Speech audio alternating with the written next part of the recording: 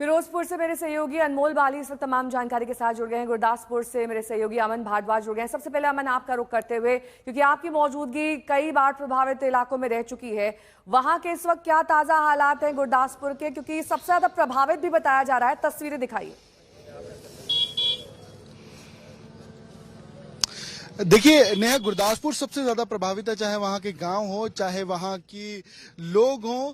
और लेकिन इस समय मैं फिरोजपुर में हूं। फाजिल्का कल हम गए थे, वहां की हमने तस्वीर दिखाई थी। और फिरोजपुर के अंदर बॉर्डर से सटे गांव जो है, वहां पर देखिए आप एनडीआरएफ की टीम्स, बीएसएफ के जवान किस तरीके से लोगों की मदद के लिए सुबह से ही डट जाते हैं। और एक नई डेवलपमेंट जो आज हुई है, मेडिकल कैंप्स तो कल यहाँ पे थे ही, कि एक वेटनरी डॉक्टर्स बीएसएफ के वो आज तैनात हो गए हैं इस इलाके में, फिरोजपुर जिले में।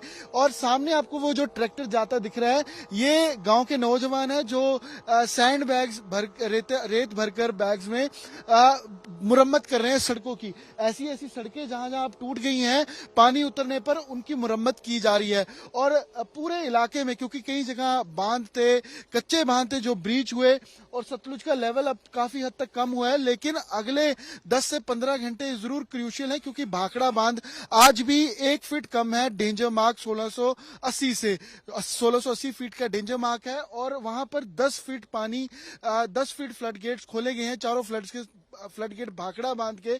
तो ये जो सतलुज भाखड़ा से होते हुए यहाँ हुसैनी वाला, फिरोजपुर और फिर पाकिस्तान एंटर करती है, तो ये सतलुज का लेवल जिन जिन जिलों से होकर गुजरती है, उन जिलों में अब सतलुज का लेवल बढ़ेगा, जिसमें रूपनगर है, अनंतपुर साहिब का इलाका है, नंगल है, और फिरोजपुर, लुधियाना वो इलाके हैं जहां पर सतलुज टच कर कर बहती है। और वहां पर कच्चे बांध लोगों ने गांव की बचाव के लिए लगा रखे हैं, वहां पर ब्रीच होने का खतरा सबसे ज्यादा है। और अब medical camps, NDRF teams, BSF जवान, वेटनरी मदद जो है वो दी जा रही है, क्योंकि लोगों के जो मवेशी थे वो 24-48 ठीक है, मैं लौटूंगी आपके पास। अनमोल भी हमारे साथ जुड़े हैं। अनमोल, तस्वीरें दिखाइए वहां पर। इस समय मैं गुरदासपुर में हूँ। और गुरदासपुर में जैसा कि देखा जा रहा था, 28 तारीख से जो रावी नदी थी वो उफान पर थी, पानी था, जल जमाव जैसी स्थिति पर। हालांकि अब जो पानी है नीचे जाना शुरू कर चुका है। पर हाँ, जो आसपास का इलाका है डेरा बाबा नानक का, वहाँ देखा जा रहा है कि अभी भी जो किरना नाला है वो उफान पर है। और गुरदासपुर ऐसा जिला है जो सबसे ज्यादा इस बाढ़ का प्रभावित है। वैसे तो पंजाब के 23 जिले बाढ़ प्रभावित बताए जा रहे हैं, पर अगर गुरदासपुर की बात करें तो यहाँ तकरीबन 324 गाँव, जो सबसे ज्यादा है पूरे पंजाब में देखा जाए, बाढ़ के कारण प्रभावित है। तकरीबन 1,45,000 के आसपास की जो आबादी है वो यहाँ प्रभावित है। और तकरीबन 1 लाख के एकड़ आसपास के जो खेत हैं यहाँ पर गुरदासपुर जिले में, वो बाढ़ की चपेट चढ़ चुके हैं। कल देखा गया कि देश के कृषि मंत्री शिवराज सिंह चौहान यहाँ पर आए थे, पंजाब के मुख्यमंत्री भगवंत मान हो, आम आदमी पार्टी के नेता, बहुत शुक्रिया आप दोनों का तमाम जानकारी के लिए। तो पंजाब बाढ़ से पीड़ित है, भारी तबाही के बीच कल केंद्रीय कृषि एवं किसान कल्याण मंत्री शिवराज सिंह चौहान ने गुरदासपुर के बाढ़ प्रभावित क्षेत्रों का दौरा किया। चौहान गुरदासपुर के एक जलमग्न खेत में गए, बाढ़ से क्षतिग्रस्त धान की फसल का जायजा लिया।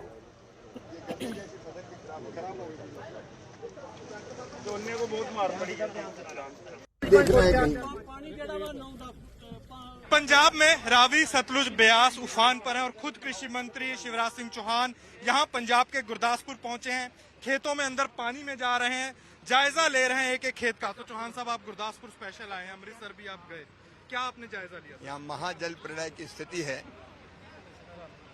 ये रावी का पानी खेतों में 26 तारीख से बह रहा है, फसलें पूरी तरह से चौपट है।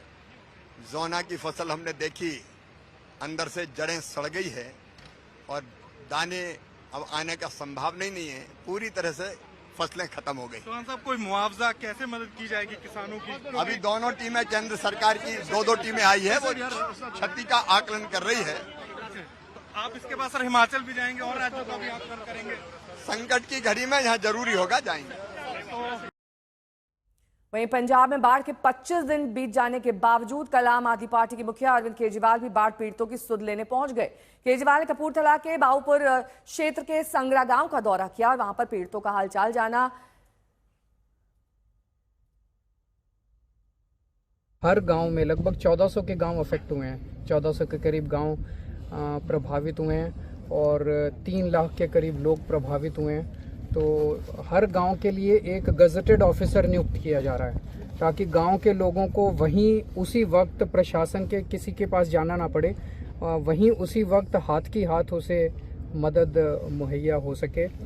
मैं केंद्र सरकार से भी विनती करना चाहूँगा कि इतने दुख के मौके पे जितना भी हो सके इस वक्त जो मदद, जितनी भी मदद हो सके मदद करे पंजाब की।